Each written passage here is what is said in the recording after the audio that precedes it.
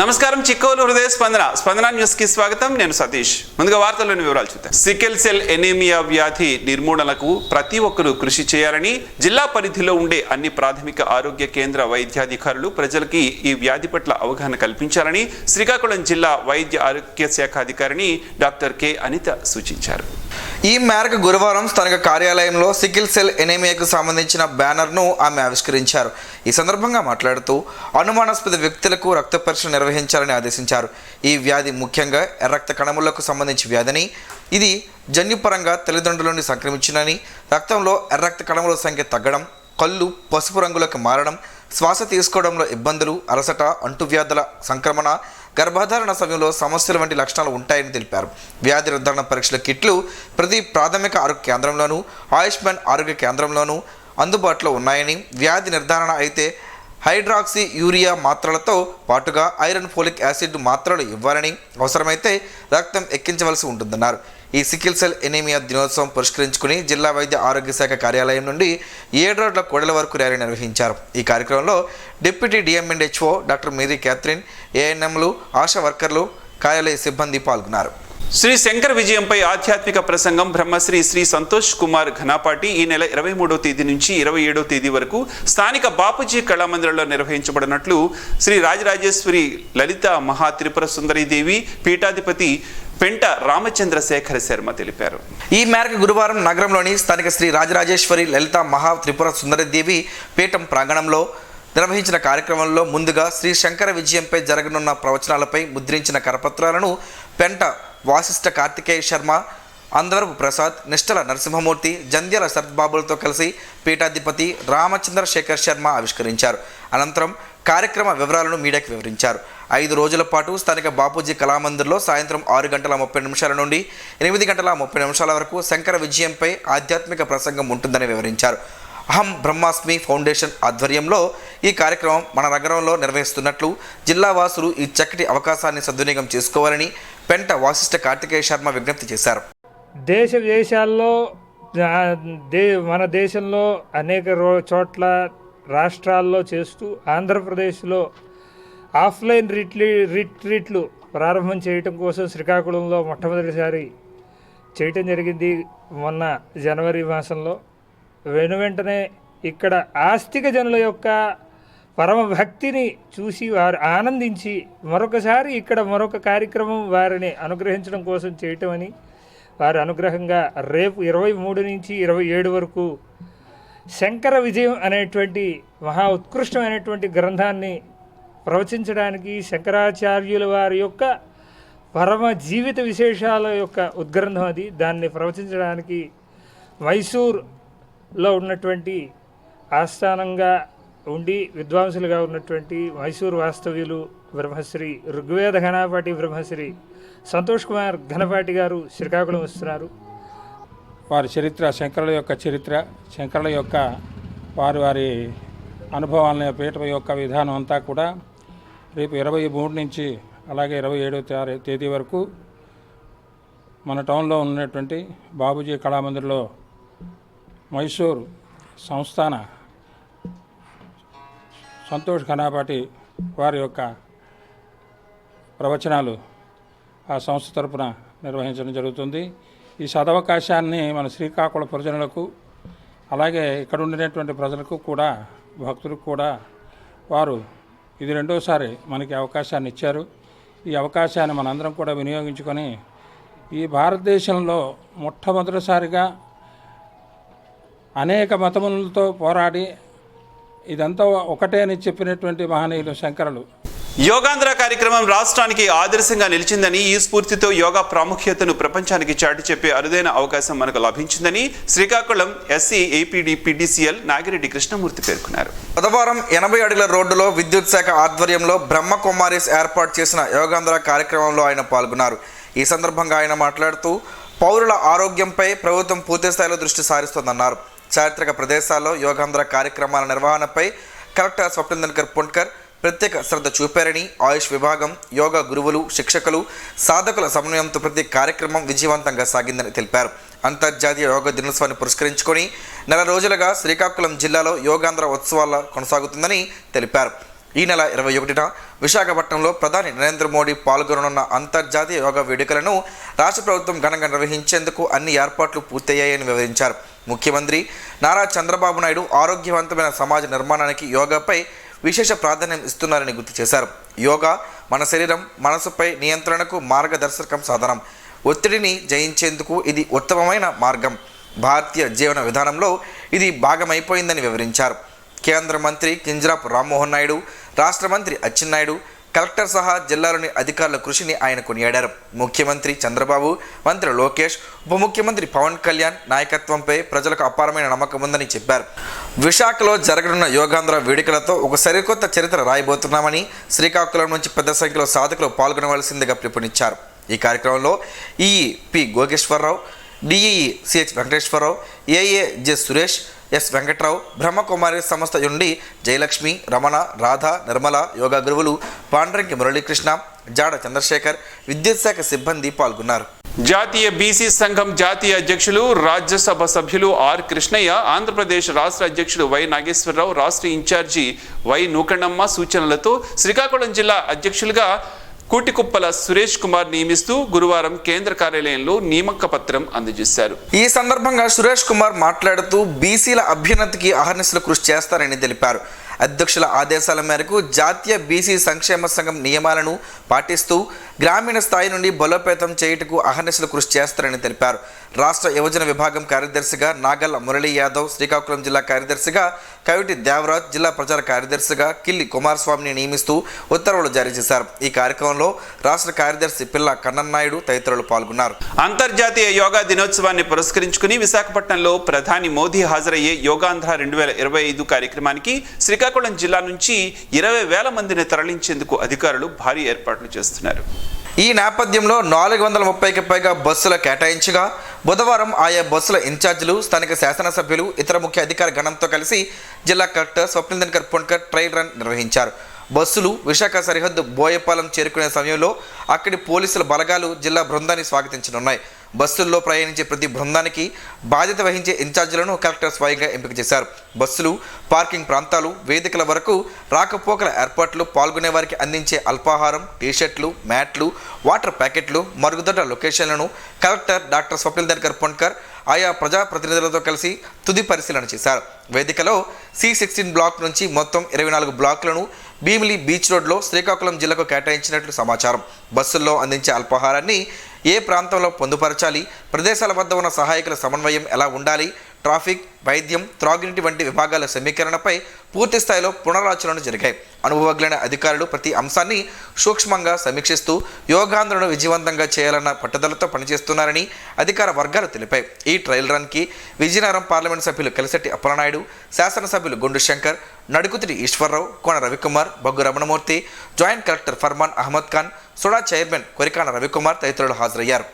నల్లబర్లి పొగాకు చివరి ఆకు వరకు ప్రభుత్వం కొనుగోలు చేస్తుందని రాష్ట్ర వ్యవసాయ మార్కెటింగ్ సహకార శాఖల మంత్రి కింజరాపు అచ్చెన్నాయుడు పొగాకు రైతులకు భరోసా కల్పించారు. పర్చూరు మండలం పర్చూరు వ్యవసాయ మార్కెట్ యార్డ్లో ఏర్పాటు చేసిన నల్లబర్లి పొగాకు కొనుగోలు కేంద్రాలని వ్యవసాయ శాఖ మంత్రి అచ్చెన్నాయుడు గురువారం ప్రారంభించారు. ముందుగా పర్చూరు ప్రధాన కూడలి నుంచి మార్కెట్ యార్డ్ వరకు రైతులు నిర్వహించిన ర్యాలీలో మంత్రి పాల్గొన్నారు. పుష్పాలతో ఆయనకు ఘనంగా ఆహ్వానం పలికారు. మార్కెట్ యార్డ్లో ఏర్పాటు చేసిన కొనుగోలు కేంద్రం గోదాంను ఆయన పరిశీలించారు. హెచ్డిఎంఆర్ రకం బ్లాక్ బర్లీ పొగాకు 1 క్వింటా ధర 12,000, హెచ్డిఎక్స్ రకం పొగాకు 1 క్వింటా 6,000 ధరతో మార్క్ఫెడ్ ద్వారా ప్రభుత్వం కొనుగోలు చేస్తుందని మంత్రి ప్రకటించారు. రైతులు రాజుగా ఉండాలని, తక్కువ పెట్టుబడితో అధిక లాభాలు గడించేలా అన్ని వనరులను రాష్ట్ర ప్రభుత్వం సమకూరుస్తుందన్నారు. ఈ కార్యక్రమంలో వ్యవసాయ శాఖ commissioner Dillirao, warehousing director Suresh Kumar, LIDCAP chairman Erickson Babu, జిల్లా వ్యవసాయ శాఖ అధికారి రామకృష్ణ, మార్క్ అధికారులు, రైతులు తదితరులు పాల్గొన్నారు. చారిత్రాత్మకమైన జామియా మసీదు అభివృద్ధికి కృషి చేస్తారని రాష్ట్ర మైనారిటీ శాఖ మంత్రి ఎన్ఎండి ఫరూక్ పేర్కొన్నారు.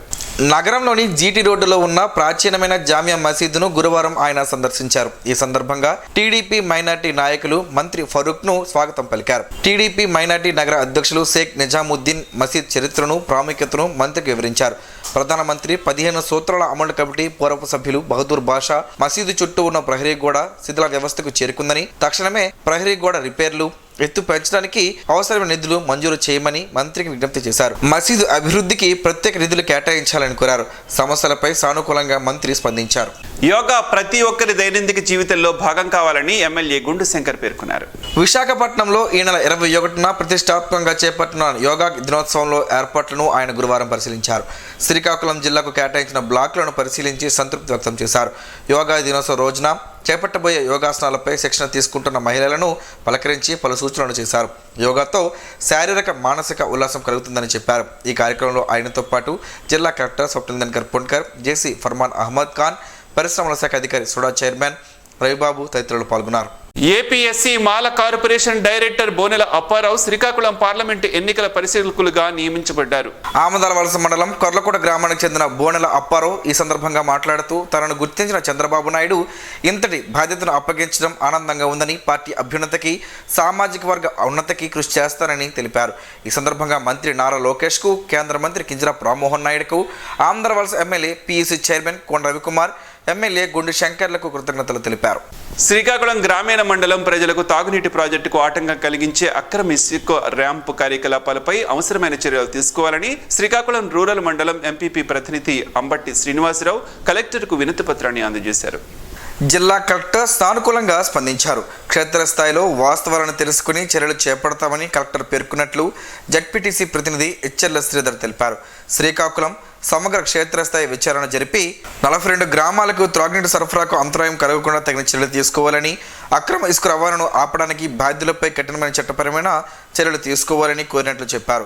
ఈ కార్యక్రమంలో మాజీ ఏఎంసీ చైర్మన్ మోక్కల తాతబాబు, జిల్లా గ్రీవెన్స్ విభాగం అధ్యక్షులు రౌద్ర శంకర్రావు, సానివాడ ఎంపీటీసీ రూపాపలసూరి, మాజీ సర్పంచ్ ఉంగటి గోపాలరావు, శ్రీకాకుళం అసెంబ్లీ నియోజకవర్గ యోజన విభాగం అధ్యక్షులు గొండు హరీష్, ఒట్టపల్లి కృష్ణారావు, సింహ భగవాన్ దాస్, సర్పంచులు, ఎంపీటీసీలు తదితరులు ఉన్నారు. సోంపేట మండలంలోని బారువ ప్రభుత్వ జూనియర్ కళాశాల ప్రిన్సిపల్ గా గురువారం పి సౌజన్య బాధ్యతలను స్వీకరించారు. శ్రీకాకుళం ప్రభుత్వ బాలికల జూనియర్ కళాశాలలో కామర్స్ లెక్చరర్గా పనిచేస్తున్న సౌజన్యకి ప్రిన్సిపల్గా ఇటీవల పదోన్నతి లభించింది. తాజాగా ఆమెను బారువ ప్రభుత్వ జూనియర్ కళాశాల ప్రిన్సిపల్గా నియమించారు. డైరెక్టర్ ఆఫ్ ఇంటర్మీడియట్ ఎడ్యుకేషన్ వారి ఉత్తర్వుల మేరకు పి సౌజన్య బారువ ప్రభుత్వ జూనియర్ కళాశాల ప్రిన్సిపల్గా బాధ్యతలు చేపట్టారు. బారువ కళాశాలకి చేరుకున్న నూతన ప్రిన్సిపల్కి అక్కడ ఉండే అధ్యాపకులు, సిబ్బంది ఘనంగా స్వాగతం పలికారు. పి సౌజన్య బాధ్యతల స్వీకరణ కార్యక్రమానికి పలువురు ప్రిన్సిపల్స్, లెక్చరర్లు, సిబ్బంది, మిత్రులు, శ్రేయాభిలాషులు హాజరై అభినందనలు తెలియజేశారు. జిల్లాలోని డాక్టర్ బిఆర్ అంబేద్కర్ గురుకుల విద్యాలయాల్లో 2025-26 విద్యా సంవత్సరానికి 6, 7, 8, 9 తరగతుల ప్రవేశానికి మిగిలిన సీట్ల అడ్మిషన్ కోసం ఆహ్వానిస్తున్నట్లు జిల్లా గురుకులాల సమన్వయకర్త గ్రేస్ గురువారం ఒక ప్రకటనలో కోరారు. జూన్ 19 నుండి జిల్లాలో గల 8 పాఠశాలలో ఈ దరఖాస్తులను స్వీకరిస్తారన్నారు. దరఖాస్తు చేసుకున్న విద్యార్థినులకు జిల్లా వ్యాప్తంగా బాలురకు దొప్పల వలస, బాలికలకు హెచ్చరలో 25 జూన్ బుధవారం ఉదయం 10 గంటల నుండి 11 గంటల వరకు పరీక్ష నిర్వహించడం జరుగుతుందని వివరించారు. ఎస్సీ, ఎస్టీ, బీసీ, వెనుకబడిన వర్గాల విద్యార్థినులు ఈ అవకాశాన్ని సద్వినియోగం చేసుకోవాలని ఆమె ఆ ప్రకటనలో కోరారు. పూర్తి వివరాలకు 9701736862 లేదా 9000314209 నెంబర్లకు కాల్ చేసి తెలుసుకోవాలని సూచించారు. ఏపీ మున్సిపల్ వర్కర్స్ యూనియన్ ఆధ్వర్యాన గురువారం స్థానిక శ్రీకాకుళం నగరపాలక సంస్థ కార్యాలయం వద్ద మున్సిపల్ పారిశుద్ధ్య ఇంజనీరింగ్ కార్మికులు దీర్ఘకాలిక సమస్యలను పరిష్కరించడం చేయాలని, లేని ఎడల పోరాటాలు ఉధృతం చేస్తామని యూనియన్ గౌరవ అధ్యక్షులు టి తిరుపతిరావు, ప్రధాన కార్యదర్శి కళ్యాణి అప్పలరాజు ప్రభుత్వాన్ని డిమాండ్ చేశారు. రాష్ట్ర వ్యాప్తంగా ఉన్న నగర పంచాయతీలు, మున్సిపాలిటీలు, మున్సిపల్ కార్పొరేషన్లో పనిచేస్తున్న పారిశుద్ధ్య ఇంజనీర్ కార్మికుల దీర్ఘకాలిక సమస్యలను పరిష్కారం చేయాలని, తల్లికి వందనం పథకంతో పాటు అన్ని ప్రభుత్వ సంక్షేమ పథకాలు అమలు చేయాలని, ఇంజనీరింగ్ కార్మికుల జీతాలు పెంచి వారికి న్యాయం చేయాలని, పారిశుద్ధ్య కార్మికులకు వర్షాకాల దృష్ట్యా రైన్ కోట్స్ ఇవ్వాలని, భద్రతా పరికరాలు అందించాలని, నగర జనాభాకు అనుగుణంగా కార్మికుల సంఖ్యను పెంచాలని కోరారు. ఉద్యోగ విరమణ వయస్సు 62 ఏళ్లకు పెంచాలని, కార్మికులందరికీ ప్రమాద బీమా అమలు చేయాలని తెలిపారు. స్థానిక సమస్యలపై కమిషనర్, కార్మిక సంఘం నాయకులతో చర్చలు జరిపి ఒక్కో సమస్య పరిష్కారం చేయాలని వారు కోరారు. కార్యక్రమంలో మున్సిపల్ నాయకులు J Gurumurthy, N Parthasarathi, R Ganesh, RG Ganesh, తంగి Narayana Rao, Tupakala Srinu, Suman, సోగ్గాడు, Rasool, అర్జీ లక్ష్మి, ద్రాక్ష, సుహాసిని తదితరులు పాల్గొన్నారు. సాంఘిక భద్రతలో భాగంగా కారుణ్య నియామకాల్లో 3 నియామక పత్రాలను జడ్పీ బంగళాలో చైర్పర్సన్ పిరియా విజయ చేతుల మీదుగా అందజేశారు. ఈ సందర్భంగా వారికి అభినందనలు తెలియజేసిన చైర్పర్సన్, నూతనంగా ఉద్యోగం పొందిన వారు నిబద్ధతతో పనిచేస్తూ కార్యాలయానికి, జడ్పీకి మంచి పేరు తీసుకురావాలని కోరారు. కార్యక్రమంలో జిల్లా ప్రజా పరిషత్ సీఈఓ ఎల్ఎన్వి శ్రీధర్ రాజా, డిప్యూటీ సీఈఓ డి సత్యనారాయణ, పరిపాలనా అధికారి, సి సెక్షన్ సిబ్బంది పాల్గొన్నారు. గోంగూరతో పలు ఆరోగ్య ప్రయోజనాలు దాగి ఉన్నాయని ఆరోగ్య నిపుణులు చెబుతున్నారు. ఆ వివరాలు ఏమిటో ఈ రోజు ప్రసారమయ్యే ఆరోగ్యమే మహాభాగ్యంలో తెలుసుకుందాం.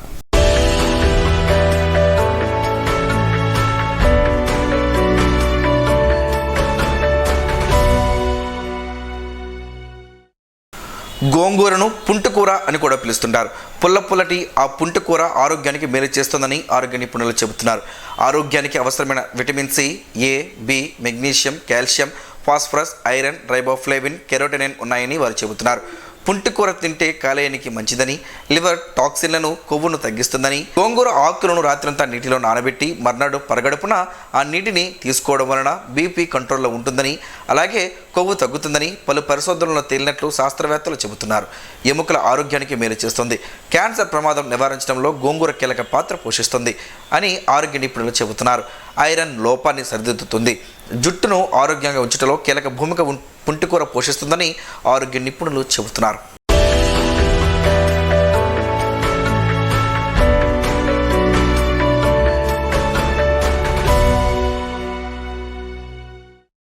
ఈ వార్తల్లో మంచి మాటను విందాం, ఆచరిద్దాం. స్ఫూర్తిని కలిగించే మహనీయుల మాటల నుంచి ఈరోజు. జీవనం గమనం గమ్యం. ఋషి చింతన. కాలం వాడైన కత్తి, విలువైన వజ్రం. వాడేవాడిని బట్టి ఫలితం ఉండును. జీవితం నిజమైన అనుభవం, సత్యమైన అనుభూతి విశ్వసించేవాడిని బట్టి ఉండును. సోమరి తన వ్యవహారంలో తప్ప ప్రతి ఒక్కరి వ్యవహారంలో బిజీగా ఉంటాడు.